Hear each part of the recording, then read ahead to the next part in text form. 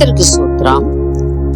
இந்த நாளிலும் கூட கர்த்தர் கலாத்தியர் 5ஆம் அதிகாரம் வசனம் 24, 25 நம்மோடு பேசி நம்மை ஆசீர்வதிப்பாராக. கிறிஸ்துவுடையவர்கள் தங்கள் மாமிசத்தையும் அதன் ஆசை இச்சைகளையும் சிலுவையில் அறைந்திருக்கிறார்கள்.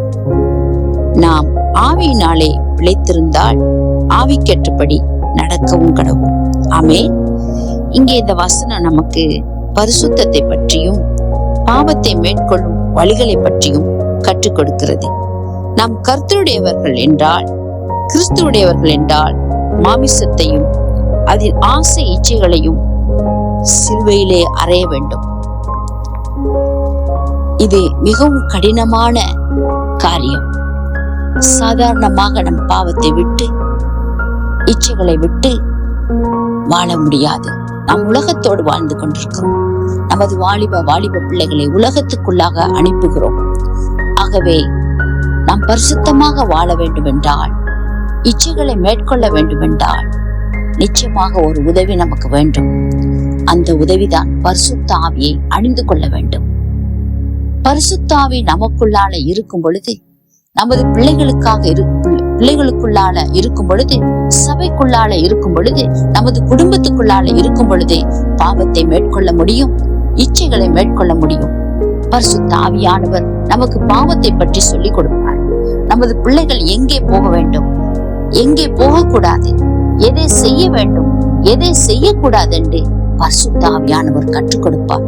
ஆகவே இந்த வசனம் சொல்லுகிறது, நாம் நம்முடைய இச்சைகளையும் நம்முடைய பாவங்களையும் நம்முடைய எல்லா விதமான பரிசுத்தம் இல்லாத வாழ்க்கைகளையும் நாம் கர்த்தருக்காக சிலுவையிலே அறைய வேண்டும். ஆகவே கர்த்தர் நமக்காக தன்னையே சிலுவையில் அர்ப்பணித்தார், ஒப்பு கொடுத்தார்.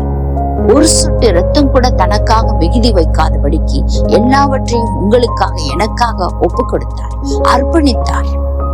39 காயங்கள் உங்களுக்காக, எனக்காக பட்டார். ஆகவே அது மாத்திரமல்ல, நமக்காக பரிசுத்த ஆவியானவரையே கொடுத்திருக்கிறார். நாம் பரிசுத்த ஆவியானவரை நமக்குள்ளாக அணிந்து கொள்ளும் பொழுது, ஆடையாக அணிந்து கொள்ளும் பொழுது, அவர் நமக்குள்ளால இருந்து, நமது உள்ளத்துக்குள்ளால இருந்து நமக்கு சொல்லிக் கொடுப்பார், நமது பிள்ளைகளுக்கு சொல்லிக் கொடுப்பார். ஆகவே ஒவ்வொரு நாளும் நாம் பரிசுத்த ஆவியானவரை நமதுக்குள்ளால வைத்துக் கொள்ள வேண்டும். அவருடைய உதவியை நாட வேண்டும். வசனத்தை வாசிக்க வேண்டும், ஜெபிக்க வேண்டும், உபவாசிக்க வேண்டும், பரிசுத்தவான்களுடைய போதனைகளை கேட்க வேண்டும். ஆகவே இவற்றையெல்லாம் செய்யும் பொழுதுதான் நாம் இச்சைகளை மேற்கொள்ள முடியும், பாவத்தை மேற்கொள்ள முடியும், பாவ வழியை விட்டு விலக முடியும்.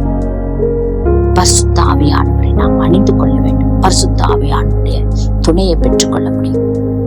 நாம் ஜெபிப்போமா? நல்ல கர்த்தாவே, இந்த வசனத்துக்காக கொடி நன்றி. நாங்கள் சாதாரணமாக பரிசுத்தமாகவோ இச்சைகளை மேற்கொள்ளவோ எங்களால முடியாது. உம்முடைய இரத்தத்தினால் எங்களை கழுவும்.